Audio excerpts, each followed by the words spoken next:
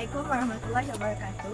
My name is MARYAM binti JAUHARI, and today I am going to be presenting about language and the brain and bilingualism.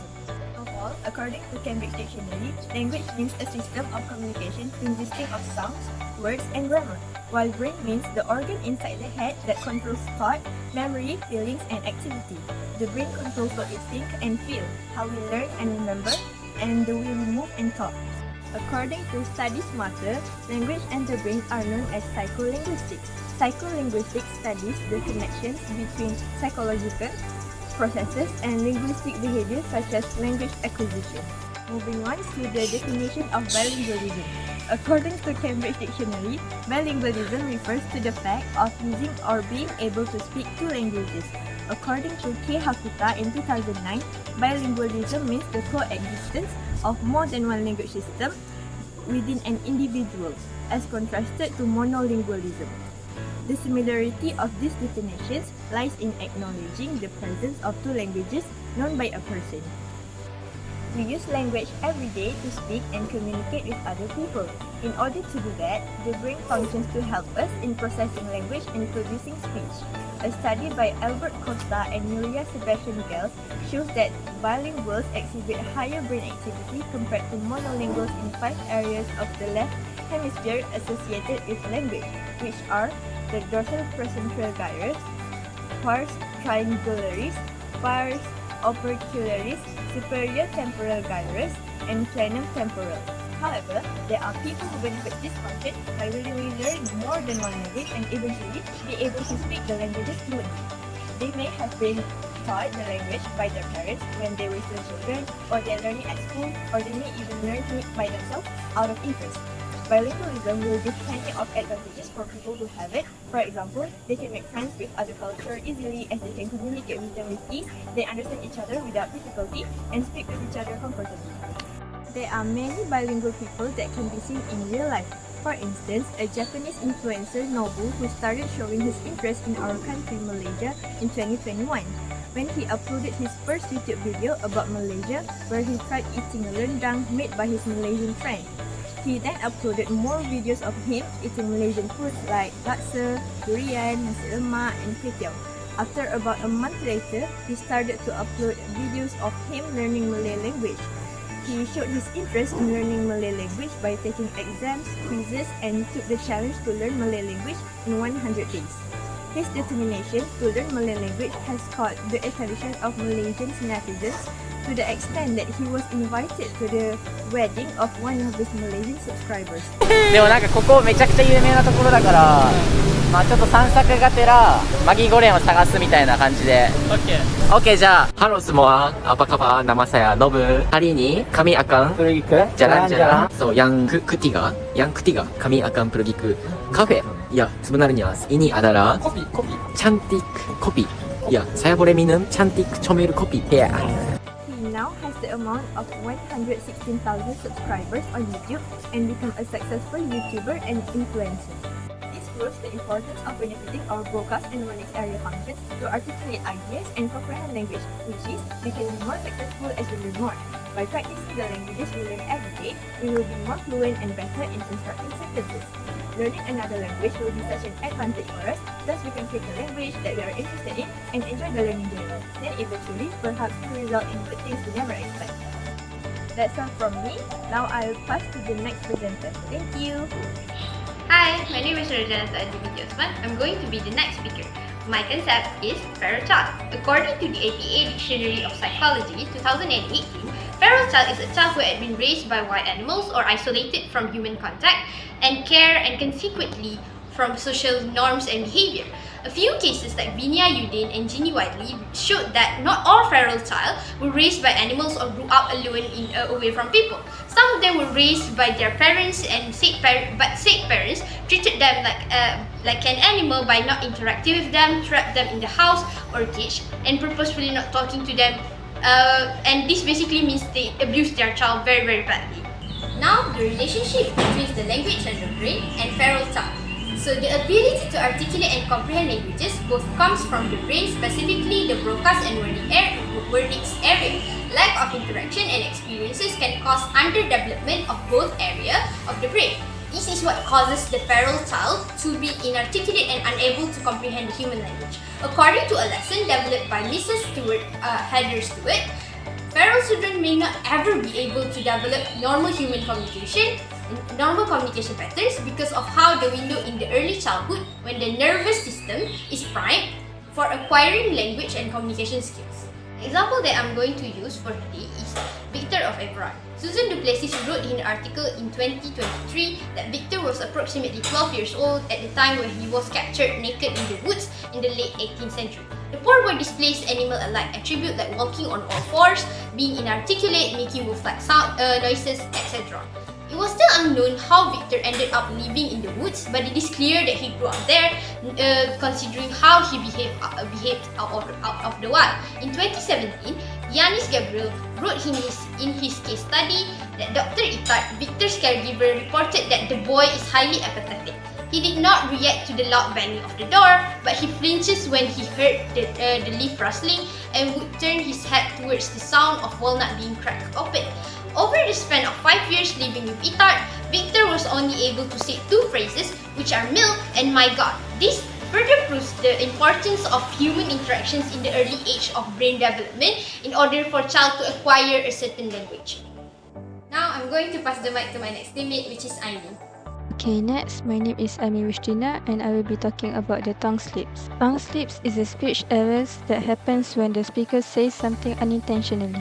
It could also be a momentary lapse in articulation, pronunciation, or even saying something the speaker didn't mean to say. A British linguist, George Yeo, says that most of the slip of the tongue are simply because of the result of a sound being carried over from one word to the next. For example, black boxes became black boxes because of the tongue slips. Tongue slips or slips of the tongue are also known as spoonerism. Spoonerism is usually accidental and may have a comic effect which makes the person who is having tongue slips sounds funny. Next is the relation between the tongue slips with the language and the brain. Tongue slips are intertwined with language and the brain because they represent errors that occurs during the coordination of brain activity and speech production. When there is a slip, it's essentially an error that happens in this coordination. Our brain are responsible for both producing speech and catching errors, which makes the tongue slip a product of this process. Usually, people only notice they have made a mistake after slip occurs, because of the signal that was supposed to arrive right away to the brain arrive a bit late for them to react in the moment. Lastly, you may have seen the news anchor mixing up their words on live TV. It can be quite amusing and adds a touch of unexpected humor to the broadcast. Researchers named Divya Sunyi Paradewari and Bali Brahm from Sanata Dharma University in Yogyakarta have conducted a study on slip of the tongue moments in a BBC News anchor's video. It is interesting to note that even native speakers like BBC anchors can experience slips, as discussed by Famkin, Rodman, and Hayams. Sometimes news anchors accidentally misread their scripts on live TV due to tongue slip, which can be quite amusing for the viewers. For instance, there's a viral video from 2023 where BBC News anchor Gareth Barlow had a slip of the tongue moment in this video. Hello, I'm watching BBC News. I'm Gareth Barlow. You're watching BBC News. We start in Australia. As seen in this video, instead of starting with the usual "you are watching," he accidentally said "I am watching." Twitter user found it funny because technically Barlow was indirectly watching the news while delivering it himself, though he quickly correct himself after the mistake. That is all from me. Next, I will pass to Myra. Hi, so I'm Sofia Humaira, and most people call me Myra. So, have you ever found yourself struggling in remembering a word you know well, even though you know you can recall a similar words? This is known as the tip of the tongue phenomenon or tongue tips. It is a state where an individual is experiencing difficulty in retrieving words from memory, despite knowing its meaning and context. While this phenomenon is often associated with memory decline, individuals who experience it usually do not exhibit any problems during medical examinations or objective memory tests. Nonetheless, it can be a bit frustrating experience, especially during a conversation or when giving a speech. So, what is the relationship between the language and the brain with tongue tips? The human brain is a marvel of complexity, intricately wired to shape our speech and communication abilities. It is a finely tuned machine, processing an immense volume of information with each word we speak, ranging from our thoughts and emotions to the specific words we intend to say. However, we must understand that the health of our brain can significantly impact our ability to communicate effectively. At times, our brain may fail to process a certain word, leading us to experience the frustrating tip of the tongue phenomenon. In such cases, research by Michael Corbelis has shown that damage to specific parts of the left hemisphere of the brain can result in profound changes to our speech and language abilities. This may manifest in difficulty in articulation, language comprehension, and word retrieval, making communication more challenging than it ought to be. Now, let's watch some real-world examples of tongue tips. Turn on notification bells for more of Alright, this you're new cringe. way Thanks of- for watching. Catch you guys in. In the video, a person is trying to recall a particular word but struggling to do so. This phenomenon is commonly referred to as the tip of the tongue. Instead, the word he was trying to remember, the person began to say, "for this new," while pointing to the person he wanted to address. It was clear that his brain was unable to retrieve the word from memory. The word he was trying to say was "for this new video." In this case, the person was experiencing difficulty in recalling a particular word, despite knowing its meaning and context. This phenomenon can happen to anyone, and it is often attributed to the complexity of the brain's retrieval process. The video highlights the importance of the role played by the brain in language and communication. It also shows how even the most basic cognitive process can sometimes be disrupted, resulting in temporary lapse in memory and communication. So, that is all for my topics, which is tongue tips. Next, I will pass it to my groupmate, Fatihah. Assalamualaikum, my name is FATIHah and today I will be talking about my topic, which is broca-aphasia. Before we start in this topic, let us know what the word aphasia stands for. According to National Library of Medicine America, aphasia is a language impairment caused by localized brain damage to result in difficulty in understanding or producing basic forms such as writing or speaking. Broca-aphasia, also known as expressive aphasia, was first reported by a French surgeon named Paul Broca in the 1860s. Broca area is a region located in the frontal lobe of the dominant hemisphere of the brain, usually on the left side, that plays a vital role in speech production. Any damage to Broca's area can reduce speech output and affect grammar, causing difficulty in using linking words and preposition. The most common cause of Broca-aphasia is stroke. It can also occur due to traumatic brain injuries, brain infection, or tumors. Individuals with Broca-aphasia is typically experienced with difficulties with speech production, often resulting in the use of agrammatic speech. This type of speech is known for a long latency and a sense of pressure when expressing words. The patient also faces difficulty when it comes to repeating phrases. Despite this challenge, the words uttered by the individuals with Broca-aphasia are generally correct in context and understandable. The connection between a Broca-aphasia and the language production is rooted in the brain region responsible for language production being damaged, leading to language production impairment. For this topic, I brought you an example of a man whose name is Mike Caputo. He is a stroke survivor and the founder of the Voice of Hope.